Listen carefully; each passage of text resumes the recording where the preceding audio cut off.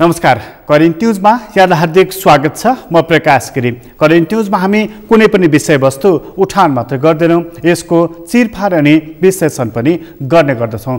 वातावरण पुरै अघिल्लो सालको जस्तै हुन थालेको छ, पुरानै अवस्थामा फर्किन थालेको छ र कोरोना भाइरसको सङ्क्रमणले च्याप्दै ल्याइसकेपछि अब माहौल पनि लकडाउनतर्फ उन्मुख हुन थालेको छ र आम मानिसहरूको अवस्था पनि कष्टकर बन्दै जान थालेको छ।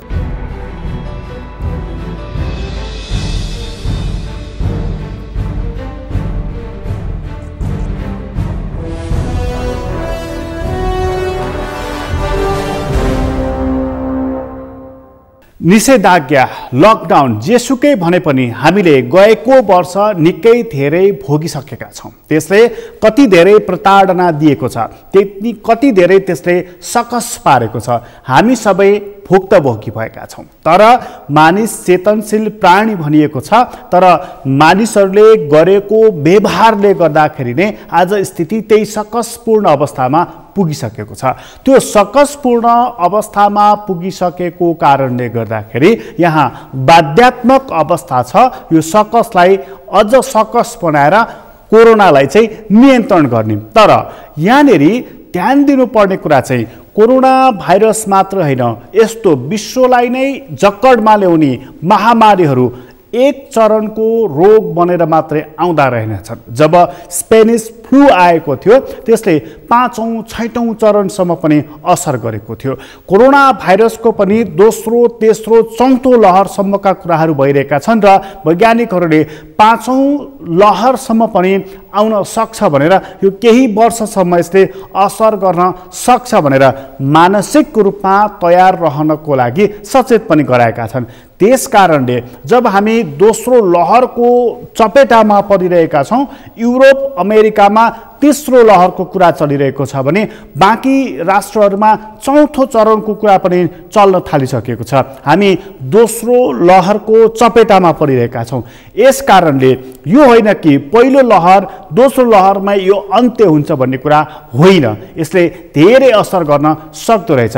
त्यस कारणले हामीले हाम्रो आनी बानी र व्यवहारमा जबसम्म परिवर्तन ल्याउँदैनौँ तबसम्म यसले असर गरिरहँदो रहेछ र जबसम्म यसको प्रभावकारी औषधि या भ्याक्सिन फेला पर्दैन तबसम्म पनि यसले असर गरिरहँदो रहेछ। त्यसै कारणले अहिले काठमाडौँमा मात्र होइन, सिँगै नेपालमा मात्र होइन, सिङ्गो विश्वमा नै कोरोना भाइरसको बारेमा चर्चा चल्न थालेको छ। नियन्त्रण गर्ने कसरी भनेर भारतका सञ्चार माध्यमहरूमा आइरहेका तस्बिरहरू भिडियोहरू हेर्दाखेरि हामीलाई सकस भइरहेको छ र त्यो सकसले हामीलाई थप सकसपूर्ण अवस्थामा नलैजाओस् भन्ने अवस्था हामीले कामना गर्नु परिरहेको छ। यस कारणले कोरोनाको यो चेनलाई कसरी ब्रेक गर्ने आजको निकै चासोपूर्ण विषय हो र यसमा वैज्ञानिकदेखि डाक्टरहरूदेखि राजनीतिक कर्मीहरूले पनि चर्चा गर्न थालेका छन् र काठमाडौँका सिडिओहरूले यसबारेमा चर्चा गरे, मन्त्री परिषदले छलफल गर्यो, निर्णय चाहिँ के गर्यो। हामी आजको अङ्कमा चाहिँ कोरोनाको यो चेनलाई कसरी ब्रेक गर्न सकिन्छ र राज्यले कस्तो नीति अवलम्बन गर्नुपर्छ होला भन्ने बारेमा चर्चा गर्नेछौँ। सुरुवातमा चाहिँ मन्त्री परिषदको निर्णय प्रस्तुत गर्दैछौँ।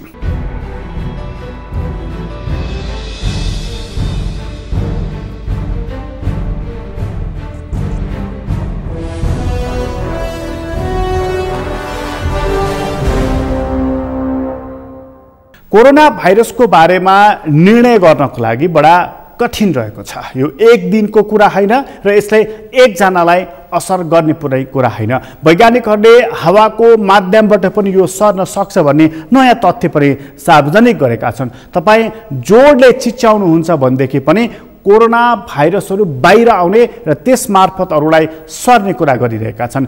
कतिपय तथ्याङ्कहरूले यो पनि बताइरहेका छन् कि जसले भ्याक्सिन लगाएको छ ती मानिस मार्फत पनि सर्न सक्छ भनेर। सँगै भ्याक्सिन कति समयसम्म काम गर्छ भन्ने कुराको बारेमा पनि थुप्रै प्रश्नहरू उठिरहेका छन्। प्रश्नको घेरामा छ। यस कारणले कि कोरोना भाइरस विश्वलाई नयाँ हो र यो भाइरसले कति समयसम्म अप्ठ्यारो पार्न सक्छ भन्ने कुरा यसकारण थाहा हुन सकेको छैन। त्यसमाथि यो ट्रिपल म्युटेन्ट भइसकेको कुराहरू आइरहेको छ, त्यसले यो कोरोना भाइरस कति शक्तिशाली छ भन्ने कुरा अझै थाहा हुन सकिराखेको छैन। त्यसैले यसको चेन ब्रेक गरौँ भनेर त्यहाँनिर प्रशासनले छलफल गरेको छ। त्यो छलफल मार्फत यसलाई कसरी चेन ब्रेक गर्ने, मानिसको जीवनलाई सहज पनि पार्नुपर्ने, कोरोना भाइरसलाई निस्तेज र नियन्त्रण पनि गर्नुपर्ने, यो दुवै कामको तालमेल चाहिँ कसरी मिलाउने, यो तयारीको बारेमा पनि हामी चर्चा गर्दैछौँ।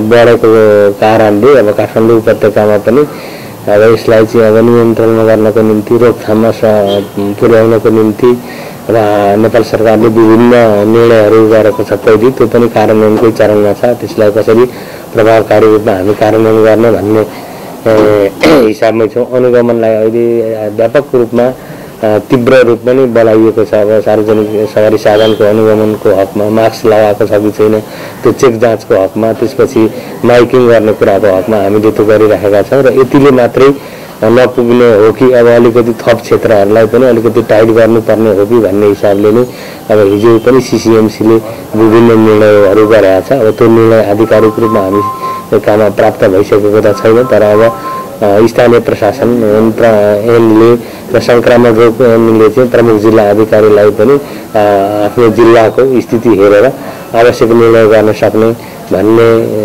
प्रावधान भएको हुँदा यसमा हामीले बिहान अब काठमाडौँ, ललितपुर, भक्तपुरको तीनटै प्रमुख जिल्ला अधिकारीहरू बसेर छलफल गरेर यो विषयमा चाहिँ यसो गर्नुपर्छ भन्ने हिसाबले हामीले एउटा प्रारम्भिक ड्राफ्ट तयार गरेको छ।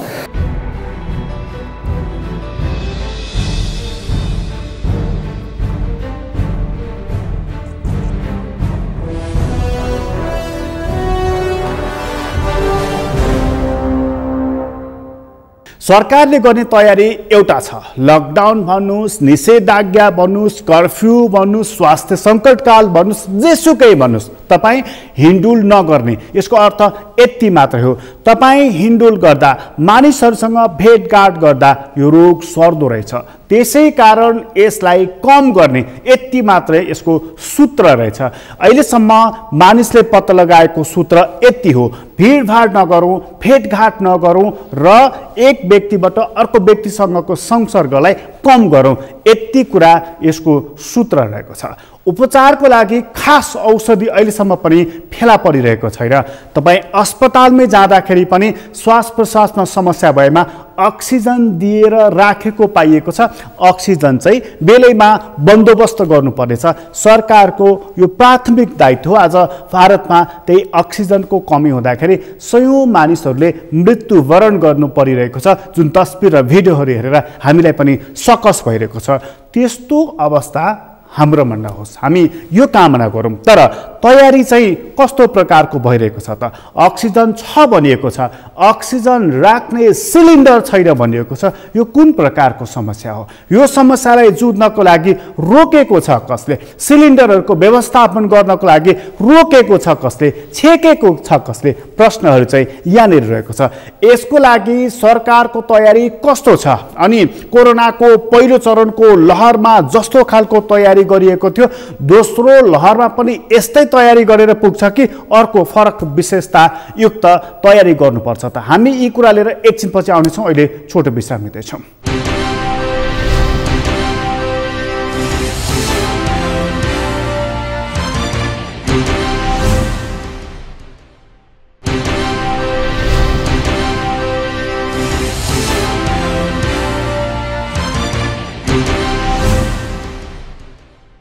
विश्रामपछि पुनः स्वागत छ। हामी करेन्ट न्युजमा छौँ र करेन्ट न्युजमा चर्चा गर्दैछौँ कोरोना भाइरसको सङ्क्रमणलाई कसरी निस्तेज गर्ने भनेर।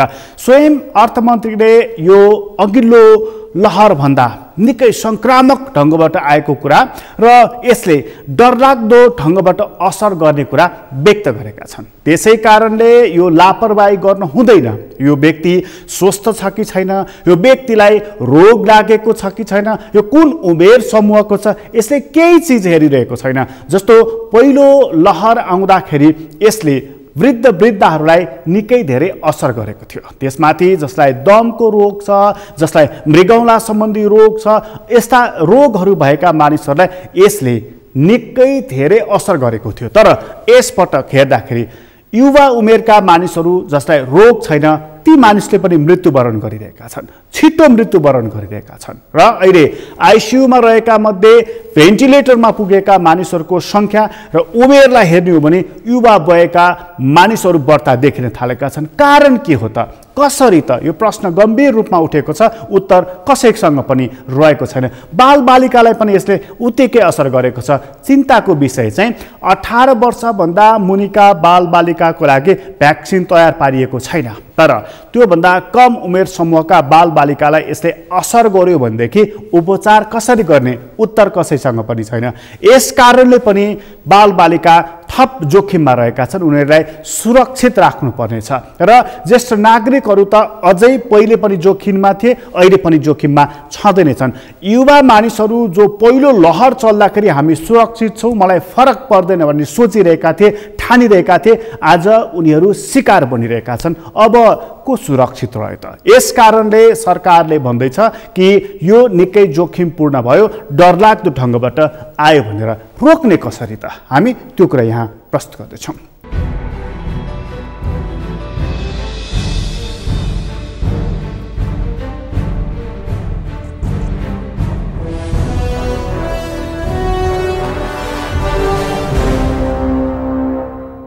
दुनियाँकै सामनेमा एउटा कल्पनातीत चुनौतीको रूपमा देखा परेको छ। हामी कहाँ पनि यसको लहर चाहिँ डरलाग्दो ढङ्गले फैलिन सक्ने त्यो आकलनहरू गरिएको छ। हामीले अब कोभिडबाट नागरिकको जीवन रक्षा गर्ने विषय र जीविकाको रक्षा गर्ने विषय यति बेला राष्ट्रका सामनेमा सर्वाधिक प्राथमिकताको सरोकारको विषय बन्न पुगेको छ। जीवनको रक्षा र जीविकाको रक्षा गर्दै हामीले आर्थिक सामाजिक जीवनलाई पुरानै लयमा फर्काउने र गतिशील बनाउँदै उन्नति समृद्धिको यात्रा तय गर्ने त्यो एउटा विशिष्ट अवस्थामा हामी छौँ।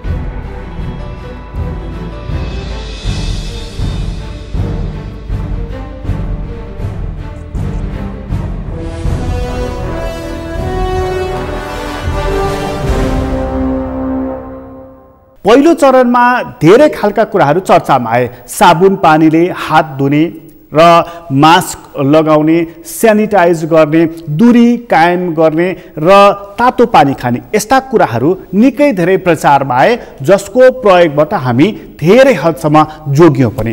यसपटक पनि जोगिने विधि यिनै नै रहेका छन्। भिडभाड नगर्ने, अति जरुरी नपरिकन बाहिर नजाने, मानिसहरूको सम्पर्क संसर्गबाट पर बस्ने, यस्तो कुरा नै अहिले पनि जोगिने उपाय नै हो। फरक यति हो, अघिल्लो पटक भन्दा यसपटक यो रोग तीव्र गतिमा फैलिएको छ। अघिल्लो पटक भन्दा यसपटकको यो रोग लागेपछि मृत्युको सङ्ख्या बढिरहेको छ। अघिल्लो पटक भन्दा यसपटक त्यति बेला यसले बालबालिका र युवा उमेरका मानिसहरूलाई छोएको थिएन, मृत्युको सङ्ख्या निकै कम थियो। यसपटक त्यही बढी यसले असर गरिरहेको छ। यस कारणले हामीले जोगिने उपायहरू पनि फरक खालको खोज्नु परेको छ। जोगिने उमेर समूह अब यो र त्यो भन्ने छैन, हरेकले आफूलाई जोगाउनु परेको छ। यहाँसम्म कि कोरोना भाइरस विरुद्धको भ्याक्सिन लगाएका मानिसहरू पनि पुनः सङ्क्रमित भइरहेका छन्। यस कारणले पनि जोगिनु पर्नेछ। त्यसैले एकजना नेता, सांसद, पूर्व स्वास्थ्य मन्त्री अघिल्लो चरणमा जुन विधि अपनाएको थियो, यसपटक विधि बदलौँ भनेर यसका विधि बदल्ने कुराहरू सूत्रबद्ध ढङ्गबाट भनिरहेका छन्, जसले हामीलाई सजिलो पार्न सक्छ जीवनयापन गर्नको लागि। त्यो कुरा यहाँ प्रस्तुत गर्दैछौँ।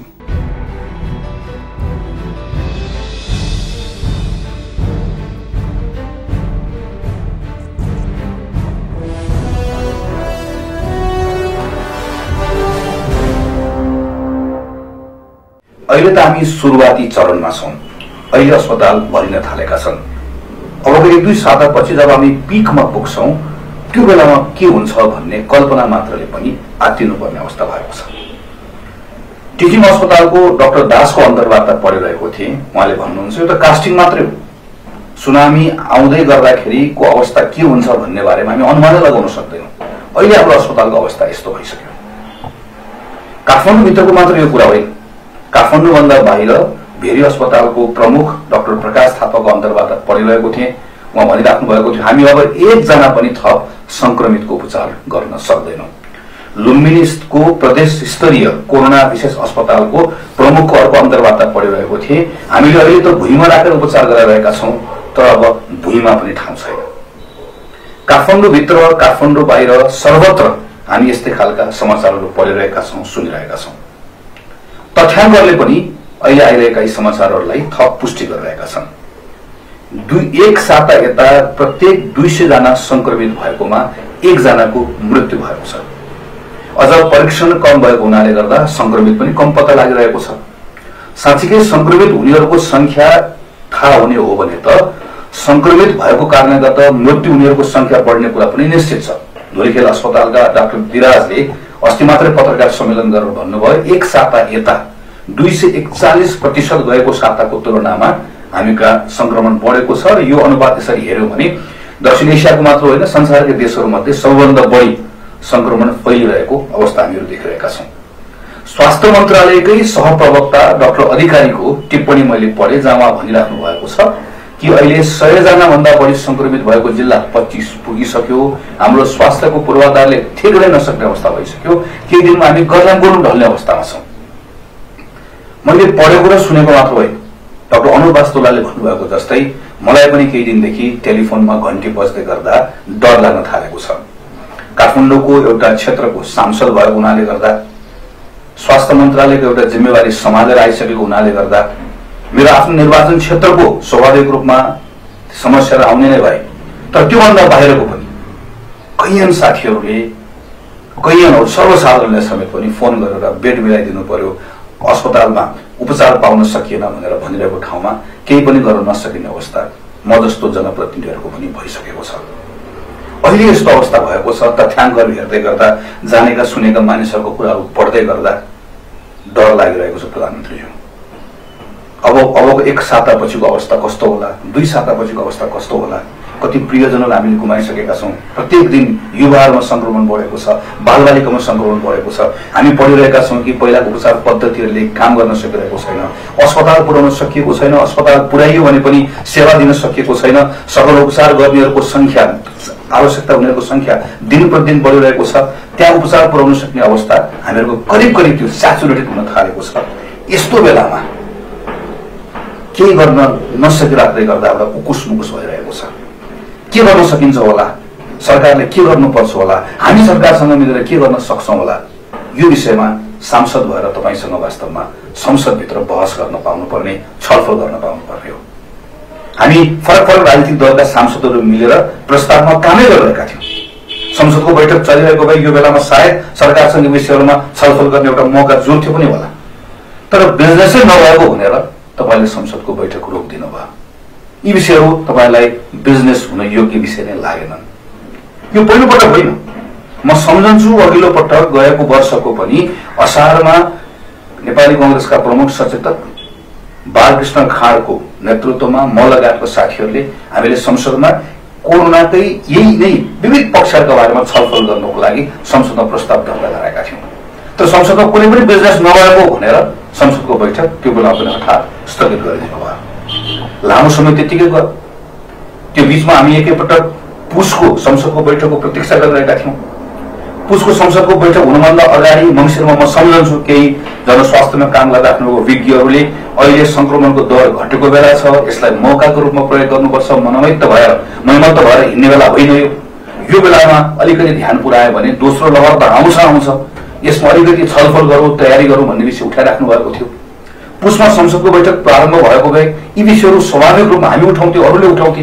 संसदका विषयको बारेमा छलफल हुन्थ्यो, हस्पिटल बेस्ड तयारीको बारेमा छलफल हुन्थ्यो, जनस्वास्थ्यको संरचनाको बारेमा छलफल हुन्थ्यो र लामो समयको बन्दाबन्दी लगायतका कुराहरूबाट प्रभावित भएका विभिन्न समूहहरू, उनीहरू रोजगारी गुमाएकाहरू, उद्योग व्यवसायमा परेको प्रभावहरू, यसका बारेमा छलफल हुन्थ्यो, उनीहरूलाई कसरी उकास्ने भन्ने विषयको बारेमा छलफल हुन्थ्यो।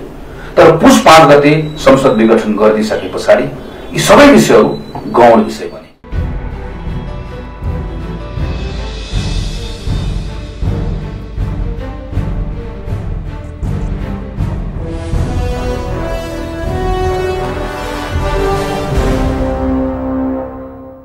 अब यसलाई दोष दिएर वा उसलाई दोष दिएर हामी उम्किन सक्दैनौँ। कोरोना भाइरसले विश्वभरि नै असर गरेको छ।